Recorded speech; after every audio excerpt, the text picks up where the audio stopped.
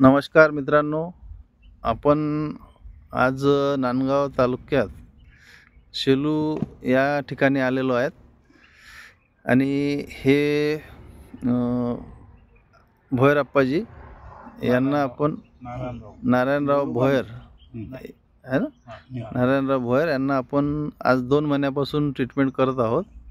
तर आपण त्यांना काय काय रिझल्ट आले त्यांच्याच जबानी ऐकून घेऊ. तर अप्पाजी, तुमचं नाव सांगा पूर्ण. नारायण गणपतराव भोयर, बरं बरं मुक्काम शेलू. बरं, तुम्हाला हे औषधं जी दिली तर याच्यापासून काय काय फरक आहे? या औषधीपासून आपल्याला हाच फरक आहे का एकदम म्हणजे पहिले चालणं होय नाही, चालणं नव्हता, दम यायचा आणि गलवटपणा वाटायचा.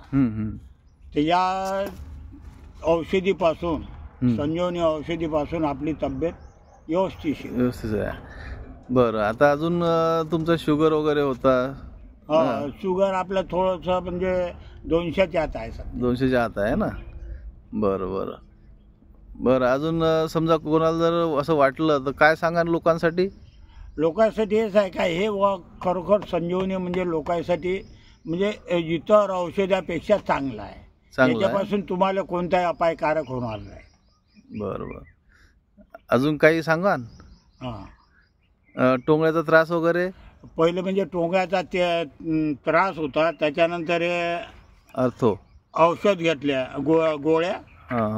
तर एक त्याने सांगितलं डॉक्टरनं का 2 घेत जा सकाळ संध्याकाळ. मी एक गोळी दररोजची एक गोळी संध्याकाळची घेऊ. तर त्या गोळीपासून, एकाच गोळीपासून मला टोंगळ्यातनी शिलका मारणं किंवा दुखणं हे माझं कमी झालं. खूप खूप धन्यवाद. नमस्कार.